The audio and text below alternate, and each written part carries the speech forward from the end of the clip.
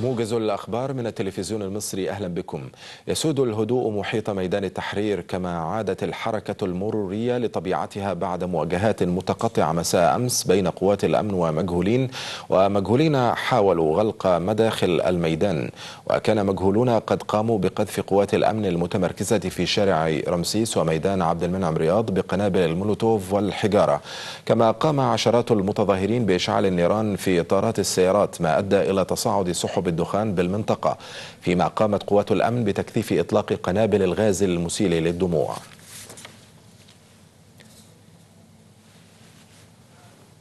هذا وقد أفادت الإدارة المركزية للرعاية الحرجة والعاجلة بوزارة الصحة والإسكان بوقوع 87 حالة إصابة أمس خلال المظاهرات التي شهدتها القاهرة والمحافظات، مؤكدة عدم وقوع وفيات حتى الآن.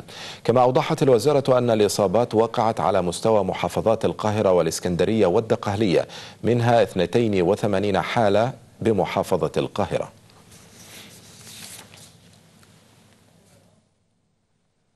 من جانبها أعلنت وزارة الداخلية ضبط 19 متهما من مثيري الشغب خلال الأحداث التي شهدتها منطقة وسط القاهرة أمس. وأوضح مصدر أمني أن من بين المتهمين 3 متهمين متورطين في واقعة إحراق إحدى الحافلات بميدان عبد المنعم رياض، مشيرا إلى أن بقية المتهمين المضبوطين قاموا بإلقاء عبوات المولوتوف والحجارة على قوات الشرطة بشارع رمسيس. وأكد المصدر الأمني أن اتخاذ كافة الإجراءات القانونية حيال المتهمين وجاري عرضهم على النيابة العامة لمباشرة التحقيق.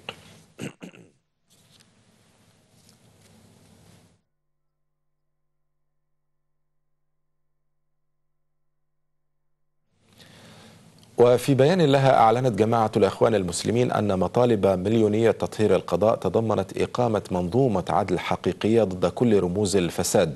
ونقل البيان عن الدكتور أحمد عارف المتحدث الإعلامي باسم الإخوان المسلمين التأكيد على ضرورة وضع قانون جاد للسلطة القضائية من أجل الحفاظ على هيبة القضاء، بينما شدد عارف على أهمية تفعيل حقيقي للتفتيش القضائي من خلال وزارة عدل فاعلة واتخاذ كافة الإجراءات الدستورية من أجل المحاكمات الناجزة، مضيفا أهمية استعادة الأموال المنهوبة، مشيرا إلى أن المعركة مع الثورة المضادة والدولة العميقة صارت مفتوحة وأن الشارع المصري ينتظر إنجاز أهدافه. اختتم الرئيس محمد مرسي زيارة رسمية لروسيا استغرقت يومين أجرى خلالها محادثات مهمة مع نظيره الروسي فلاديمير بوتين تناولت سبل تعزيز العلاقات الاقتصادية والتجارية بين البلدين، فضلا عن تطورات الأوضاع بالمنطقة. هذا وقد أدلى السيد الرئيس الدكتور محمد مرسي بالتصريح التالي قبيل مغادرته منتجع سوتشي في روسيا: هذه زيارة هامة جدا في إطار حركة مصر بعد الثورة في التواصل وفتح أبواب التعامل مع كل دول العالم.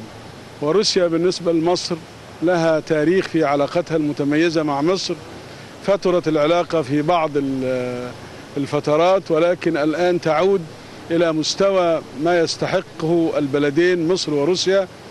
الحقيقة احنا التقيت بالرئيس بوتين قبل ذلك في جنوب أفريقيا ديربن في نهاية الشهر الماضي مارس، واليوم استكملنا ما بدأناه، محادثات في شتى المجالات. وفي العراق أصيب 3 أشخاص في انفجار عبوة ناسفة قرب مركز انتخابي شمال بابل، كما أعلن مصدر أمني سقوط عدة قذائف على مراكز انتخابية في مدينة المسيب جنوب بغداد وبيجي شمالا وتكريت. يأتي هذا في وقت بدأ فيه نحو 13 مليون عراقي الإدلاء بأصواتهم في انتخابات مجالس المحافظات في أول اقتراع منذ الانسحاب الأمريكي، حيث يتنافس في الانتخابات أكثر من 8100 مرشح لشغل نحو 378 مقعدا. وتجري الانتخابات في 12 من أصل 18 محافظة بعد استثناء محافظتي نينوى والأنبار ذات الأغلبية السنية للظروف الأمنية. كما لن تشارك في الانتخابات 3 محافظات بإقليم كردستان فضلا عن مدينة كركوك. وإلى الوضع في سوريا، حيث أعلن المرصد السوري لحقوق الإنسان مقتل 9 أشخاص بينهم 8 أطفال في قصف للقوات النظامية استهدف سيارة كانت تقلهم في محافظة إدلب في شمال غرب سوريا، مشيرا إلى أن المجزرة أدت إلى تفحم جثث الضحايا بالكامل. وأفاد المرصد أن أعمال العنف أمس في سوريا أسفرت عن مقتل 40 شخصا، 25 مدنيا و15 مقاتلا معارضا.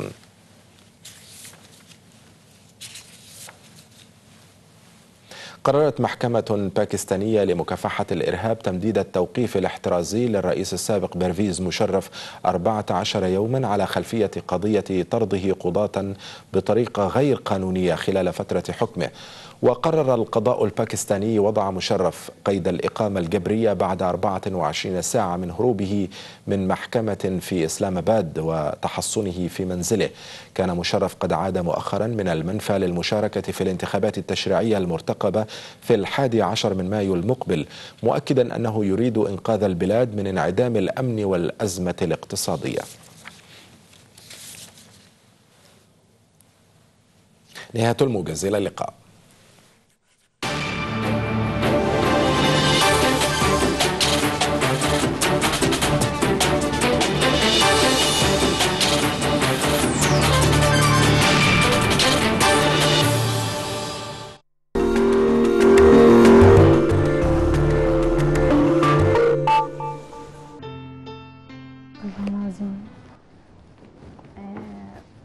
برغم كل الصعوبات اللي كانت مرت بيها وانا صغيره، حاجات كتير قوي حرصت ان انا لازم اتحدى كل ده. كانت بدايه التحدي بتاعي كان وانت في 5 ابتدائي. قررت ان انا ابقى حد تاني خالص غير طفله عاديه، علشان اثبت للناس كلها ان شامه دي حاجه كويسه قوي، اثبت لنفسي قبل الناس كمان. كان في حاجه كده، قدمت خدت 5 و6 مع بعض، كانت في بدايتي وتفوقت جدا وطلعت من الاوائل. دخلت اعدادي وكنت متفوقه جدا. كان نفسي كل الحاجات دي لما يبقى ليا اسره تبقى اسره امينه قوي، وازرع فيهم كل الحاجات الجميله قوي دي. كنت حريصه ان انا اكون متفوقه في حياتي كلها، متفوقه كاسره، زوجه كويسه جدا، الحمد لله الحمد لله يا رب. كنا اسره سعيده جدا، متفوقه مع اولادي، والحمد لله بثبت ده لحد النهارده. انا لحد دلوقتي انا واولادي احنا عايشين لوحدينا جدا، وقادرين نثبت للناس ان احنا كويسين. كنت بتمنى زمان اشوف اسره سعيده جدا، كنت اتمنى ان باباهم يكون معانا، بس الحمد لله يعني هو اكيد معانا. هو كان دايما بيحسهم على حاجه حلوه قوي، هو ما كانش دايما بيراعيهم في موضوع التعليم قوي قد ان هو كان بيحب ان هو ياخدهم النادي ويوديهم ويلعبوا كوره. هو بيحب الكوره قوي رحمه الله عليه، فهم كان بيحاول يزرع دي فيهم. يعني الحمد لله هم دلوقتي لحد النهارده حريصين ان هم يعملوا اللي كان بيقول لهم عليه. كنت بزرع فيهم حب العيله قوي لحد النهارده. انا ولادي كانوا في البلد عند جدتهم ولسه جايين الفجر عشان تصوير. النهارده يعني احنا الحمد لله بنصل الرحم حلو قوي. ولادي كل الناس بتقول ان هم محترمين، وانا سعيده بده جدا، سعيده بده لانه حقق جزء من احلامي اللي انا كنت بتمناها. يمكن مش كل الاحلام، لسه قدامنا كتير قوي، لسه قدامنا صعب كتير قوي نعديها مع بعض. واللي انا بترجاه من ربنا طبعا ان هم يقفوا جنبي علشان نكمل. انا عايزه اقول حاجه. كان في عندنا موقف سبب اصابه ايدي، ان هم فعلا وقفوا جنبي. كان عندنا مشكله، احنا عندنا ارض فكان عندنا مشكله فيها، وما لقيتش حد جنبي غير صالح ومحمد.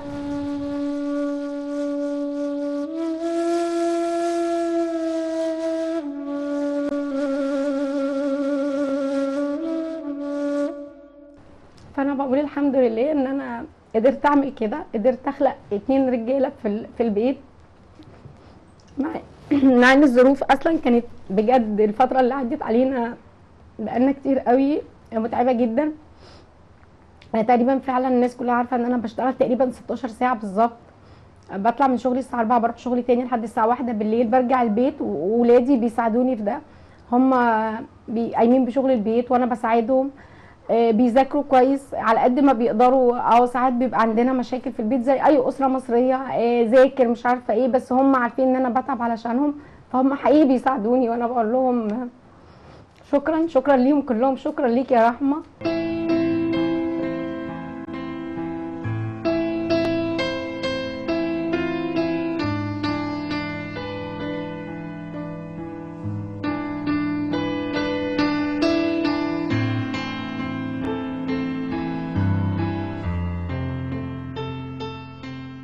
الو يا انجي، انتوا فين؟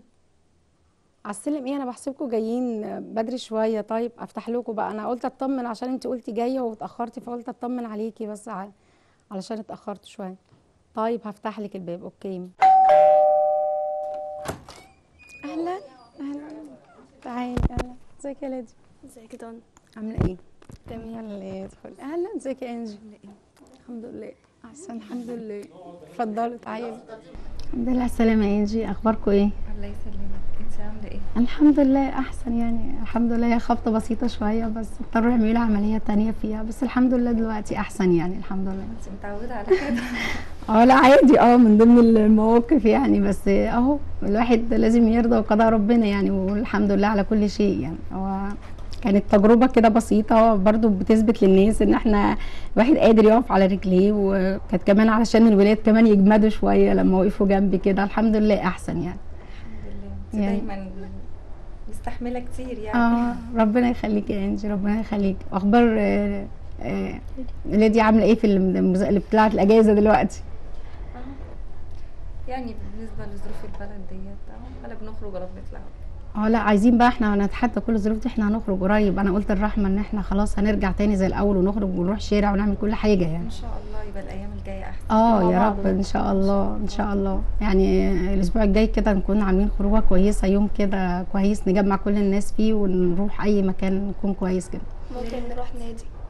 ما بلاش نوادي بقى، عايزين نروح حته كويسه، حاجه نتعلم منها سقارة. حاجه كده، او مثلا سقاره. هي راحت سقاره او الهرم حلو قوي. يعني ايه، عايزين بقى نبقى كل حتى الفسحه بتاعتنا فيها ترفيه وفيها شويه ميكس كده، شويه نعرف معلومه نعرف حاجه. انا كنت سعيده قوي لما رحمه اختارت ليديا، لان انا كنت دايما حذره قوي في اختيارها لاصدقائها. كنت عايزاها تختار حد كويس، حد محترم، حد من بيت كويس، علشان على الاقل ابقى عارفه النشأه بتاعتها طالعه كويس قوي. فلما شفت مامتها وكده وتعرفنا ببعض، كانت حقيقي كانت صداقه كويسه قوي. وليديا هايله، بنوته جميله. وهم كمان ليهم صاحبه تانية اسمها فيبي هايله قوي، وخلود.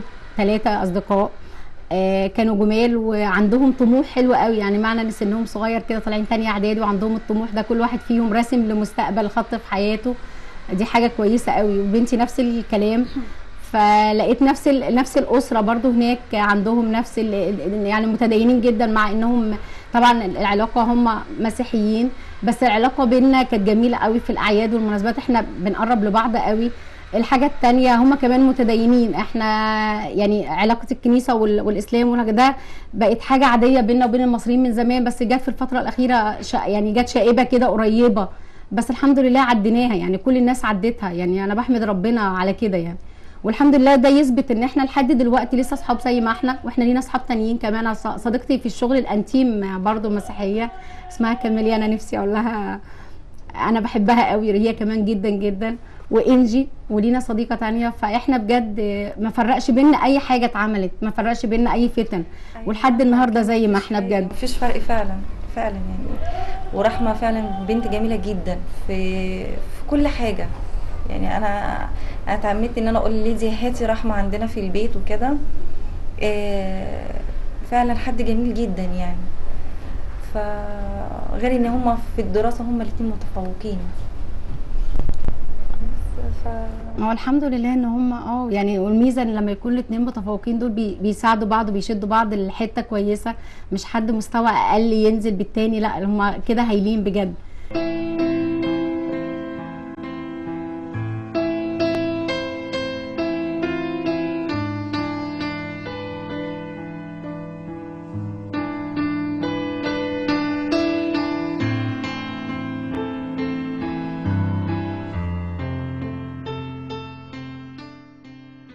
رحمة اكتر حد بياخد باله مني، بجد. حتى في فتره اللي انا تعبت فيها سابت ما بقتش تروح النادي وكده وفضلت قاعده. انا كان نفسي تطلع عندها نفس الاصرار والعزيمه. كل الناس بتقول ان هي عندها شخصيه حلوه قوي، وانا سعيده قوي ان عندها الشخصيه دي، ونفسي تكمل على كده.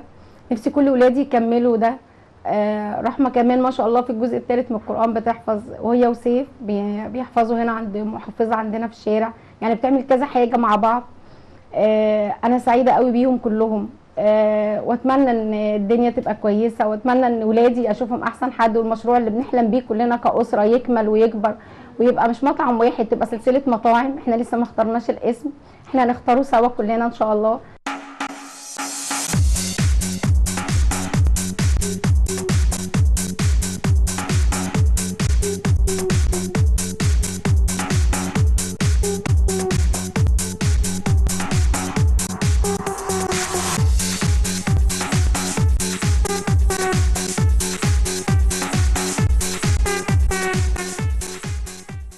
بجد فرحانه قوي ان انا حاولت اعلمك موضوع الاكل ده نافع دلوقتي. يعني دايما الستات بتبتدي متاخر شويه، بس انا حبيت اخليكي بدري شويه، بس ده ينفعنا. لو ما كانش دلوقتي كنا هنضطر نجيب حد يساعدنا. وزي ما انت شاطره كده في كل حاجه، لازم تبقي شاطره في المطبخ، شاطره في البيت، شاطره تروقي، صح ولا هتكسلي؟ لا انا عايزاكي كده يعني زي ماما كده. انت عارفه ان انا طبعا شاطره وكل الناس بتشهد بدي، فالحمد لله ان انت طلعتي كده. يعني انا سعيده قوي ان انت طلعتي كمان في البيت حلو قوي، وفي المدرسه وفي النادي وفي كل حاجه. يعني كويس كده بجد. يعني انا اولا عايزه اقول لك ميرسي، هاتي بوسه بقى على اللي انت بتعمليه ده كله، بجد ميرسي. وهبوسك بكره عند الدكتور لما الدكتور يفك الجبس ده العقيم ده اللي انت رسمالي عليه علم مصر.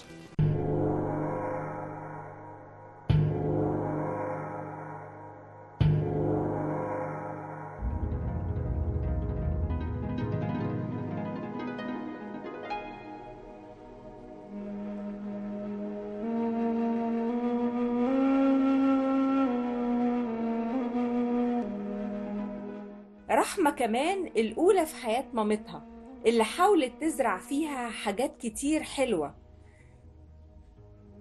ونمت عندها حب الآثار المصرية القديمة وروح الانتماء لبلدها مصر.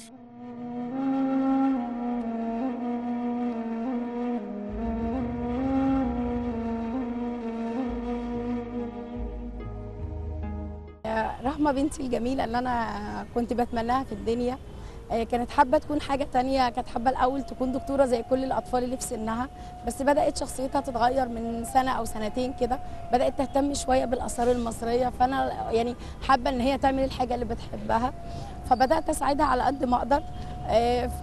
كان بدايتنا لما لقينا مثلا بقت زيارات عادية احنا بنعملها، أنا كأم وأسرة باخد ولادي وبطلع أنا وهي وأخواتها، حد من صحابنا وكده. بس بعد كده خلاص لقينا موقع مره المستر بسام بيعمل محاضرات مجانيه ان هي تستفيد منها، بقينا كل المحاضرات بتروحها.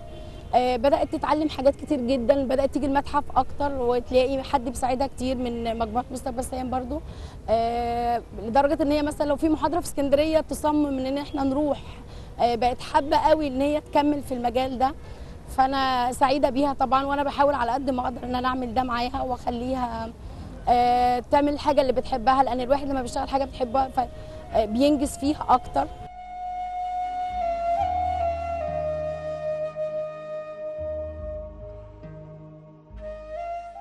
انا بحس ان المكان ده عامل زي بيتي.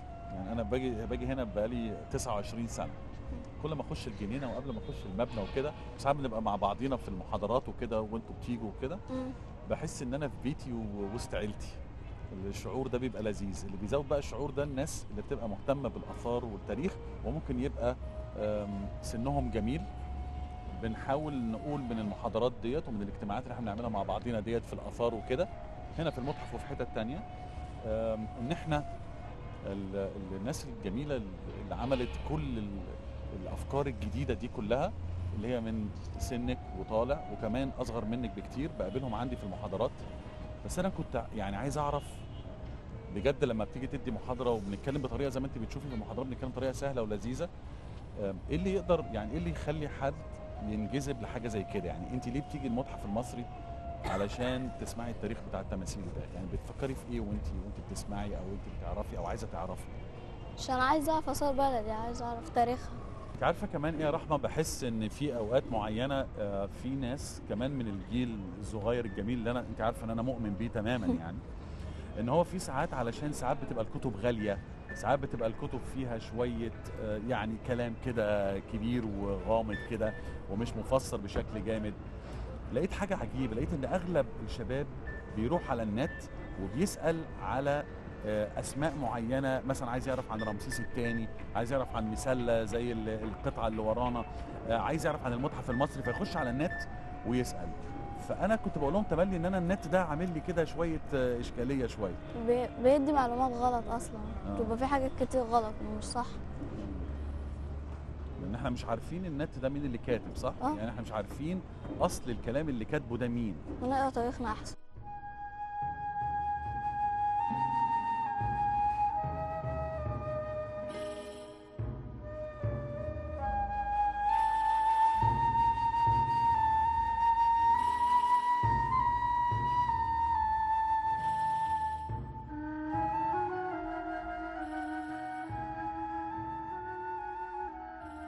كل العالم اتفق في التاريخ وفي علم الاجتماع والاقتصاد والفلك والطب أن مصر هي الأولى، هي الأولى، وأن المصريون الأولون هم اللي قدموا للعالم كله تاريخ الفلك والطب وهندسة المثلثات، فكانوا الأوائل في كثير من الأشياء، وكانوا الأوائل أيضا في تشييد المباني العالية، وأيضا في عملية التذوق الفني والديمقراطية والفكر الحر والأدب والبلاغة والنثر والشعر وكل هذا.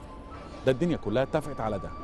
والنهاردة برضو احنا عندنا مجموعة كبيرة جدا جدا من السياحيين والآثريين والشباب اللي في المدارس والشباب اللي في الجامعة، هم أيضا الأوائل في حتة حماية الأثر وتوصيل المعلومة الأثرية إلى العالم كله عبر النت وعبر الفيسبوك وعبر دراساتهم اللي هم مهتمين بيها جدا.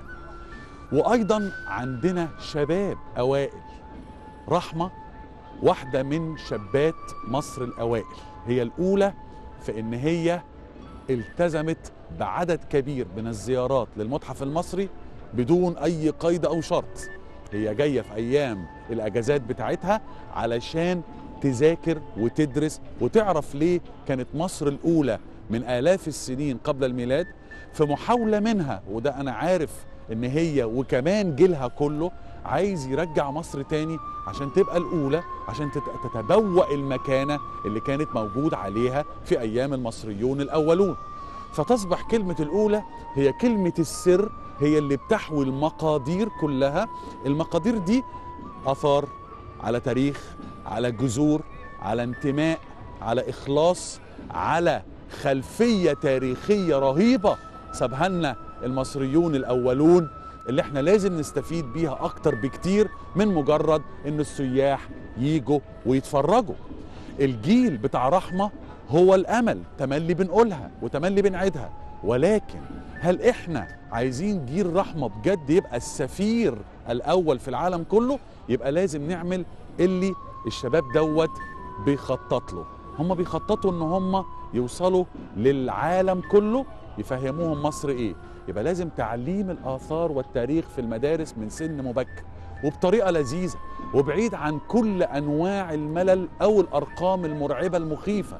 لازم الشباب دوت يتعلم تاريخ بشكل حلو. أنا عارف إن رحمة وزميلاتها ملتزمين بده لأن أنا بشوفها بتعمل ده، لكن أنا عايز زي ما رحمة كانت الأولى في ده، أنا عايز كمان ملايين الشابات اللي في سنها وأصغر منها وأكبر منها يبقوا جيش عرمرم كبير يطلع ينفرج وينبثق ويتفتح على العالم. زهور لوتس براعم تفتح زهرة اللوتس فكل العالم يشم ريحة مصر الجميلة ويجي لمصر عشان يذاكر الحضارة الأولى، بس المرة دي بقى من واحدة أولى جميلة تبدأ الشرارة ديت اسمها رحمة. رحمة هي البنت المصرية اللي هترجع مصر على قمة الهرم في العالم.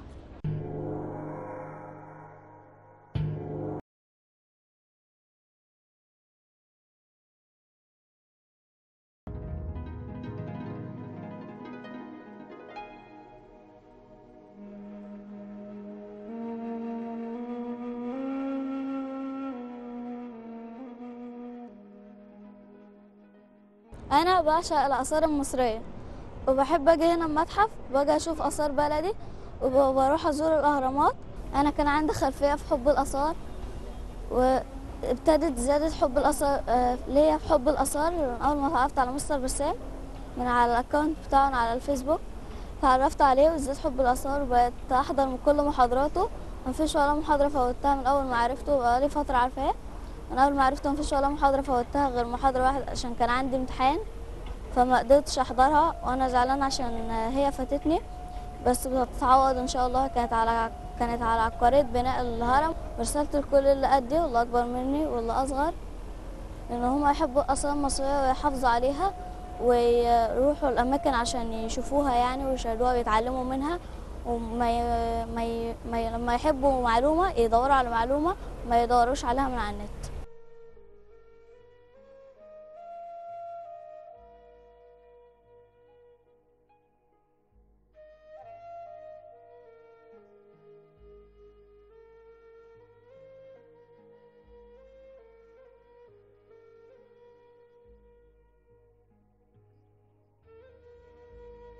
أنا سعيدة بيها قوي وحابة إن هي تكون الأولى في مصر في المرشدين المصريين، لأن هي حابة تكون مرشدة فرنساوي بس بدأت تغير فكرة فرنساوي لحاجة تانية. فأنا من دلوقتي بجهزها إن هي تكون أفضل مرشدة في مصر يعني، أو أفضل عالمة آثار كمان، لأن أنا حابة إن هي تكون كل حاجة كويسة، مش مرشدة بس، مش سفيرة لمصر بس، حابة تكون السفيرة الأولى، لأن المرشد هو يعتبر السفير الأول في مصر قبل السفير اللي بيقابل الناس وقبل رئيس الجمهورية وقبل كل الكلام اللي احنا بنقول عليه. فهي أنا سعيدة إن هي، وبتمنى إن بنتي تكون من دلوقتي من النهاردة من هنا من منبر الآثار المصرية المتحف المصري تقول للناس كلها، وأنا بقول لهم لكل الأمهات وكل الناس المصريين بلدنا جميلة قوي ولازم نحبب ولادنا فيهم، لازم نساعدهم إنهم يحبوا آثارهم عشان يبقى عندهم انتماء للبلد دي، لأنه مش هيقدر يعمل حاجة من غير ما يشوف المتحف، من غير ما يطلع الهرم ويعجب بالهرم، من غير ما يروح الأقصر، من غير ما يروح أسوان. بتمنى ده من كل الأسر المصرية على قد ما يقدر. في رحلات كتير قوي بتبقى رحلات مجانية يعملها، زيارات بسيطة، بدل ما ياخده يوديه مصيف، بدل ما ياخده يوديه حتة تانية جنينة، لا أنا أوديه هرم، هقول له مين عمل هرم؟ ده جدي. مين عمل متحف؟ ازاي اتأسس؟ ازاي بلدنا حلوة؟ ازاي اعمل ازرع ده جوه ابني؟ ازاي ابقى منتمي للبلد دي؟ مش هنتمي ليها مجرد ان انا هتعلم في مدرسه، مش هنتمي ليها وانا باخد المناهج الدراسيه، لا انا هنتمي وانا اعرف اثارها وانا اعرف اجدادنا عملوا ايه، واحنا يعتبر زي ما بنقول ان احنا اجداد الفراعنه يعني. فانا بقول من هنا ومن من التلفزيون المصري بقول بلدنا امان قوي. انا امبارح سبت بنتي جت المتحف لوحدها، اول امبارح سبت بنتي ركبت المترو وجت المتحف لوحدها. كنت اول مره ابقى مش قلقانه عليها، مع ان كان مشاكل كتير والناس بتقول ان بلدنا مش امان. بلدنا امان، بقول للناس كلها اتفضلوا زورونا في مصر، هتلاقوا كل الناس منتظراكم، كلنا رحمه وانا وكل المصريين في انتظاركم.